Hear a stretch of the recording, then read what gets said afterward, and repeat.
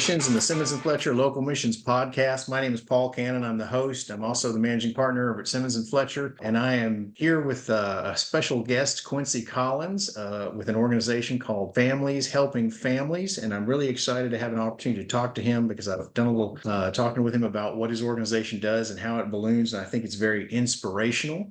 So without further ado, Quincy, why don't you tell us, introduce yourself and tell us a little bit about what Families Helping Families does. So thank you so much, Paul, for the opportunity. So my name is Quincy Collins. I am the founder of Families Helping Families. Families Helping Families basically provides groceries for a week to families that are in need during the Thanksgiving holiday. And so it's kind of taken off, and to the point now that we're having conversations with you, Paul, and again, we appreciate it. So, well, good deal. Tell us a little bit about what Families Helping Families actually does during the holidays to help families. Yeah, so basically, we go out, we source families through like the local law enforcement agencies, through the school districts to, basically find, those families that are actually in need. And then, so basically what we do is that once those families are found, we provide them with literally groceries for a week. So that's breakfast, lunch, and dinner for 7 days. That includes, canned goods, all types of bread, ground beef, turkey, you name it.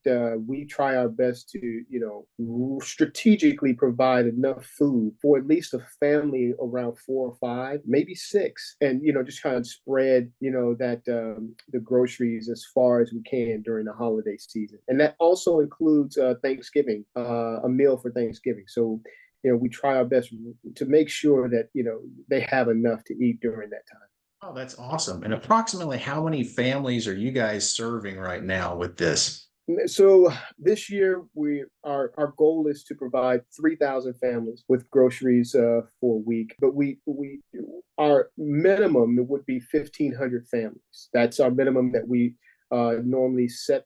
Our target is set to 3,000, and if we're able to raise enough money, then that's what we shoot for, and that's our goal this year, is to provide 3,000 families with groceries for a week. That is awesome, and that's kind of the greater Houston area encompassed within those selections of families, correct? Yep. So we focus on the Fort Bend County area, also the Alief area, and we're looking to expand. But of course, with expanding comes dollars and things of that nature. So we're just we're trying our best to utilize the funds that are provided to us very strategically, right? Gathering the data and the information. So in the event that we're ready to expand and grow, we'll have the necessary tools needed to move forward. Wow, that's awesome. Well, tell us a little bit about your background here. How did you get started doing this as a missions project? So about 11 years ago, there was a young lady at our church that her house burned down, and everyone was kind of focused on their trying to find them a home, getting the kids clothes. I believe she had like 3 kids, and no one really focused on food. So I went to a few of my musician friends, and I asked if they would be willing to help us out, try and get some food for the family. So, I got $25 here, $50 here. Next thing you know, we raised roughly around $800. And, I went to, I believe it was Costco, and I bought just a ton of food. I mean, it was like these massive cans of like vegetables. They're in these big cans. I didn't even know that they were, you could purchase cans Right. that big. So it was absolutely amazing. So we put everything in the car, and I took it over to her. It was my uncle and a few of my nephews. And the next year, I said, man, we could do so much more. How can we, make an impact? And so I went back to those same friends and then found some other friends. And we raised enough money to provide 12 families with groceries that following year. The next year, I think it was 25. Following year was 50. Then the next year was 100. Next thing you know, it was 150. And I think around the 7th year was 300 families. The 8th year, we went from 300 because it was COVID year. to 3,000 families. And so then from that time frame till now, we've kind of scaled down a little bit because we really wanted to, make sure that we are getting the right type of families, but then also that we're making the most impact for the families that are being selected. So from then until now, it's been roughly around 1,500 families. But now, because of some of the experience that we have in this area and what we've been able to accomplish, we're ready to grow and expand and increase that number back to 3,000 families and expand our reach through some of the local school districts and local law enforcement agencies in our community. Wow. So tell us a little bit about just the sheer logistics of this, because it's grown from helping one family to helping 3,000 families. Something tells me it's not just you and a handful of friends anymore. Yeah, How- yeah. Yeah, it is amazing to see the how this is grown legs. So what we were doing years ago, let's say pre-COVID years, we were small enough to where we could basically utilize one of the cafeterias in the school, and we would have everybody in the neighborhood come and box up the goods or the groceries for the families, and then we have local law enforcement agencies from all over the county that would come in, and that we would hand them a logistics map and say, okay, in this area here, you could you can deliver to 10 families. So we would deliver back then. Then there was COVID hit. When COVID hit, we decided that all of the families should come to us, and it was pretty amazing to have everyone at one site and having all the families come to us. And then we wanted, in doing so, what happened is that we were, at that time, I believe, we were sourcing our food from the local HEB. And that's where we were, just purchase our food. They would store it for us in the back. We'd pay for it. They would deliver it to us, and everything was good. Well, the following year, the COVID year, when we decided that, look, we're going to do 3,000 families, things got a little bit difficult with some of the logistics. So they basically kicked us out of the HEB store and told us that we had to work directly with HEB Corporate. HEB Corporate has been absolutely amazing partner for us in every single way. But that first year, when they told us that we had to come and pick up the groceries from San Antonio, we were like, really? So we have to spend money to go and have the food delivered to us. And so we, a lot of things we weren't really prepared for during that time frame. But it opened our minds to, the things that we could do. Right. And so during that time frame, we, had transition where we needed to make sure we had the right people in the right position, because that's extremely important, especially when you're trying to grow and expand. And, brought in some experts that were in the fields that were actually doing the work in their current job to come and volunteer for FHF to help us move logistics further. So one thing led to another. We had 18-wheeler trucks that were coming from everywhere. We had officers that were, directing traffic on site, off site. We had, we had to get some people there to, provide music and entertainment, food for, the volunteers. You had to purchase flags and all kinds of stuff. So next thing it grew exponentially, within a 1-year time frame. And the growth was it was absolutely amazing. But like I said, it opened our eyes to, the possibilities and some of the things that we'll be capable of doing in the future. And I tell you, I wouldn't, that experience was one that, set us and provided the foundation for us to start moving to the next level. And I'm so excited about what the possibilities of what, these next years are going to bring. Wow. Did you ever imagine when you first started helping out that one family that it was going to balloon into something this big? No, it wasn't in the plan at all.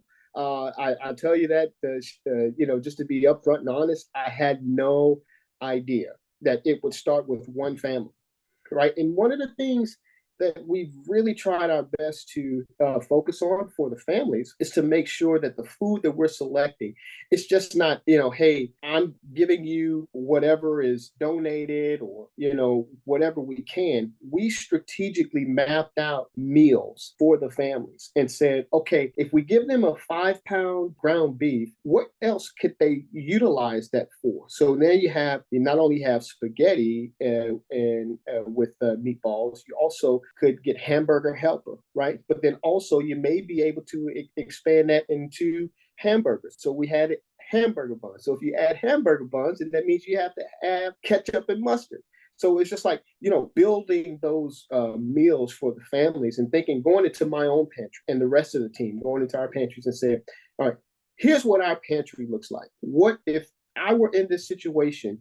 What are some of the things that I would want and need for my kids who are going to be home and I can't afford to feed them? And that's how we looked at, our grocery list. And also through the help of HEB, we were able to, expand on that a little bit and figure out a way to make this thing work. All this growth and logistics and everything you're talking about, tell us a little bit about your background. Where did you come from as far as your job and what you did before jumping into this project? Well, so I say this all the time. I'm a graduate of Houston Baptist University. It was there. I met my lovely wife there as well. Married for 20 years this year. And, this is, for us both, this has just been an amazing journey. I currently work for a telecommunications company, Verizon. I've been with Verizon now for roughly around almost 9 years. Love every minute of it. In addition to that, this is, basically the only other thing that I do is focus on my work, but then, also in the time that I have, spare time, work on families, helping families and making sure that this event is a success. Wow. So, a lot of people, they hear about things like this and they think, wow, this must have been a pastor and his church, or this must have been a missionary or someone like that. Sounds to me like you're just a regular guy who saw a need and said, you know what, I can fill this one person at a time. And it just grew into something bigger than you ever imagined. Yeah, absolutely. My grandfather used to tell me that, experience is the best teacher. And, I remember there were times, where we didn't have in my home. And, sometimes they say, walk a mile in my shoe, to give yourself some experience. Well, I've had that experience and I know exactly how the families feel, and this came not just out of pure experience, but my grandparents, when I was growing up as a kid, would during the winter months go and feed families under the Uvalde Bridge, downtown Houston. So there were a lot of families that wouldn't say families, but people that were out there. And so I don't think bottled water was available back then, but my grandparents would make beef stew, the night before, and then wake up early in the morning and go out and pass out beef stew while it was good and warm and it was cold outside, and a canned soda. And so we did that for, several years. And going into this, I was trying to figure out, how I could really, make the change. So I really think that my experience, growing up as a kid, but then also the background that my grandparents doing this kind of laid the foundation for families helping families, and just really allowed me to have, that experience and knowledge to kind of take this, to the next level. And also finding the right people in the right positions has really, really helped us. Let's talk about exactly how, I guess, delivering of the food to the people and works. I know you have 3 locations you shared with me, the one in Alief, one in Stafford, and one in Richmond, where you gather volunteers, correct? Correct. And so how does that work exactly? So our event takes place 2 days. So it's a 2-day event. It's the Friday before Thanksgiving, where that's when all of the food comes from HEB to the location. Then we have roughly around, I'd say, around 200 to 300 volunteers come out on that Friday. And all they do is we put the food together on site. So it's basically everyone say, we have the push carts. You have multiple boxes on the push carts. Everyone is at a station. Each station has a different food, whether it's a canned good, bread, things of that nature. So we put all of that into a box, and then we close the box up, put it on the truck as a counter. Meanwhile, you have another station where you have nothing but your cold goods. So it's like your turkey, your meat, hot dog, things of that nature. All of that is packaged up by a team and put on a reefer truck. And so that's on Friday. So that takes roughly around, let's say, 6 to 8 hours. So people show up at 5 o'clock and probably won't leave until like 1 or 2 a.m. in the morning. And then the next day, they'll wake up and we all gather there around 5 o'clock to prepare for the families that are actually coming to that site. So that distribution site on Friday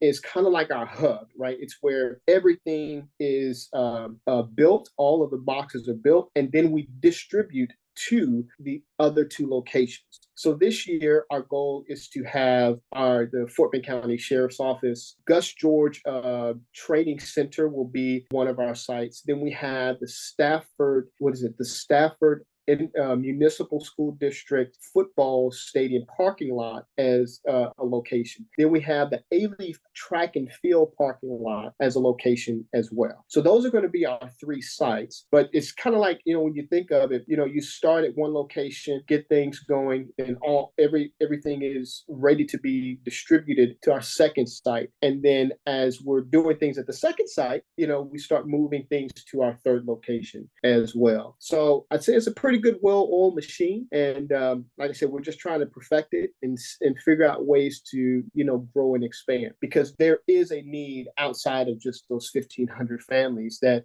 we're serving. I get calls all the time from families that are saying that, they missed it. Do you have any additional food that's available? I just lost my job. Or, it's just so many, it's story after story, that we hear, and we try our best to get as many people as we possibly can. But, we fall short because there are tons of families out there that are in need.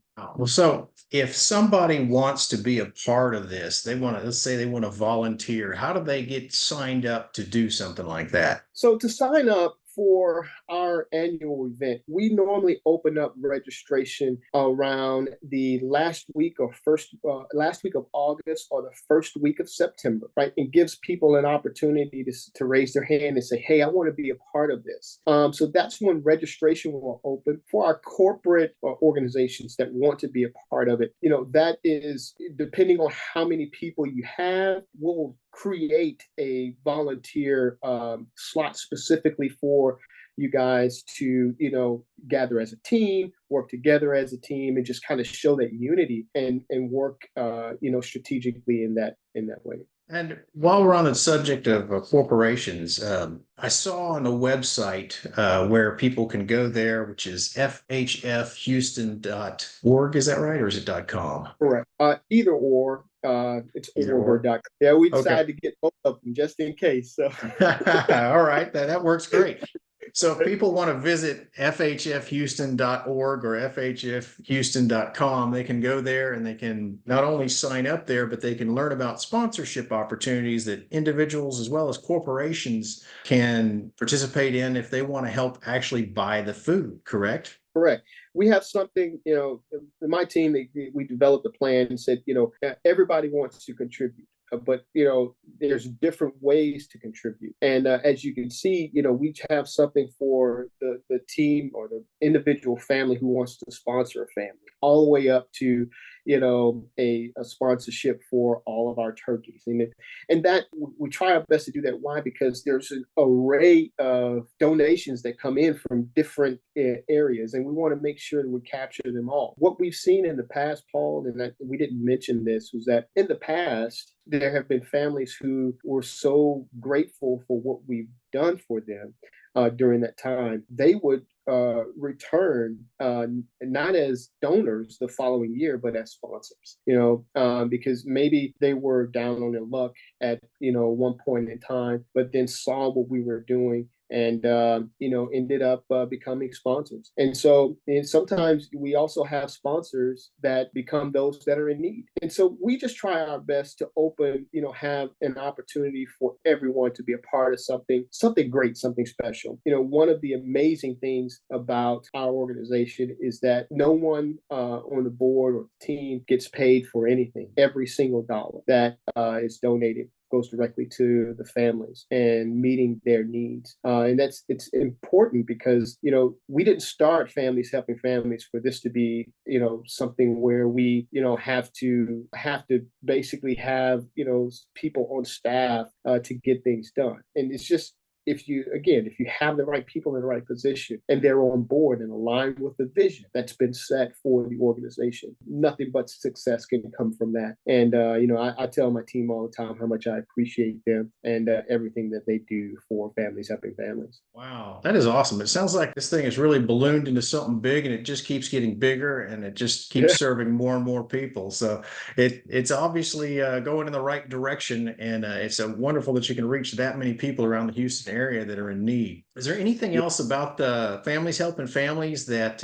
we haven't discussed that you would like to go ahead and mention while I got you on here? Well, I think I told you this, Paul. I tell this story every time I had an opportunity to speak to someone new. Is that I think it was like year 5 that I was at a point where I was doing so much on my own, and I'm like, wasn't receiving the support that I wanted and or needed to continue to grow. And I said, this year I think it's going to be my last year doing it. I made up in my mind.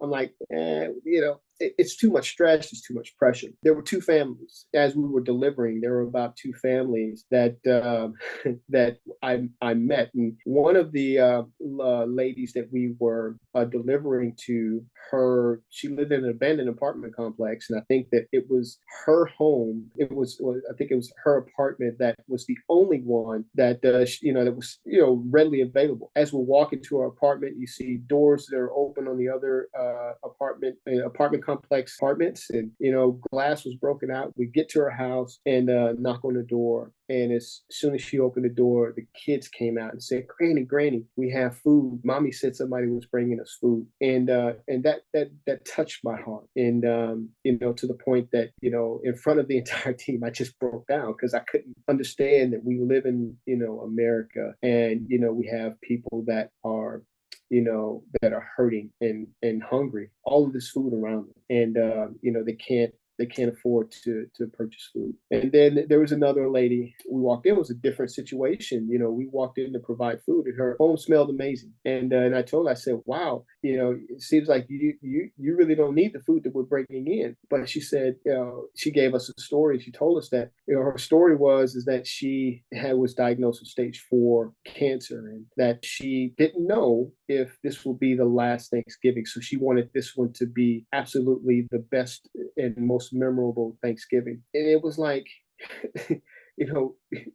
I can't put into words, but something in me was like, look, now you understand why you're doing it. You're not doing this because, of something that you want to do. You're doing this to meet the needs of people that are hurting, and your heart is in the right place. So in anything, and Paul, this is with anything in life. If it were easy, everyone would be doing it. And I just had to pick up the mantle and say, this is where I feel that I need to continue to spread the message that food is important, and the food insecurity is not going anywhere, but that it's the number of families that are in need are just growing day after day. We have to be there to, the ones that are able to be there for them and make a difference in the community. And that's my mission. That's the mission of FHF. That's the mission of my team. And, we want as many partners as we possibly can to join us in this mission, giving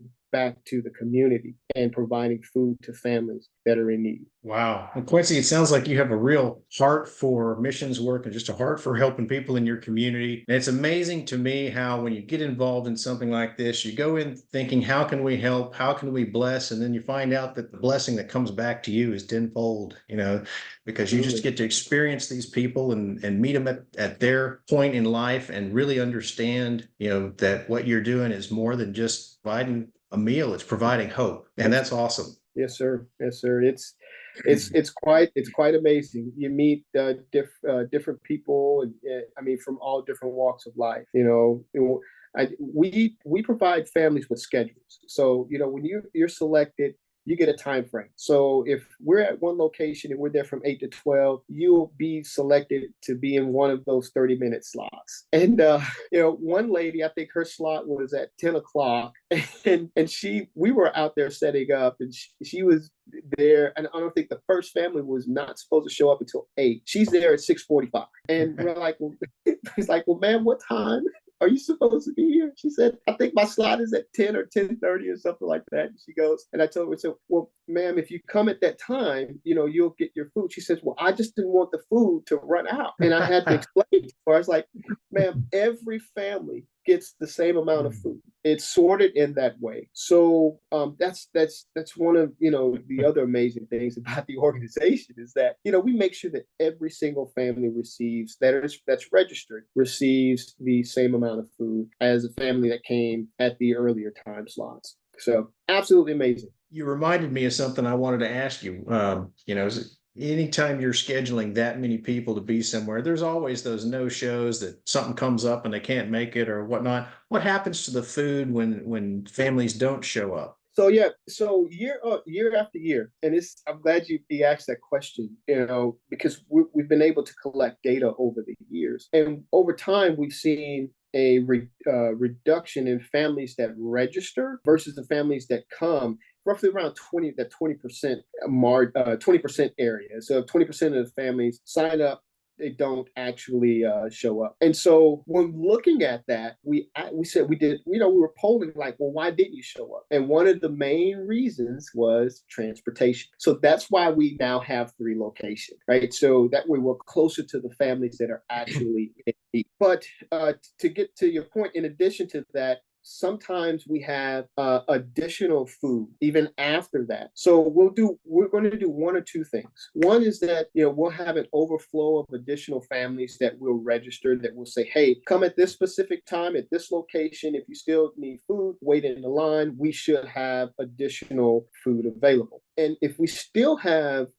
food left over, then what we're going to do, our goal this year is to partner with the Fort Bend County Women's Shelter and donate that food to the families there. So that is our goal. We're still working out the logistics of how that's going to happen. But I tell you, Paul, that's the amazing part about putting this together is that sometimes you do put things together like this, and then there's some additional need somewhere else that happens. And so next thing you know, you're not only helping the families that registered or the Fort Bend County Women's Shelter, then there's another need that comes in. So then it kind of grows and expands. That's we've been noticing, these last 3 years, is that there is this massive need, and we're trying to fill it as much as possible. Wow. Well, Quincy, thank you so much for taking time to talk with me about families helping families. I started this podcast, Meet Houston Missions, to kind of get the word out about organizations just like yours that are out there being the hands and feet and serving others. And it's great to see the organizations that are spot on doing that. If there's anybody else out there that has a similar organization, would like to have some free promotion, then please feel free to drop me an email at pcannon@simmonsandfletcher.com, or just give us a call at the office, 713-932-0777. We'd love to have you as a guest. Again, thank you, Quincy. That's Quincy Collins from Families Helping Families. And if you want to be a part of his organization, please visit fhfhouston.com or fhfhouston.org and get signed up and be a part of it. Thank you so much. Thank you all so much. Appreciate it.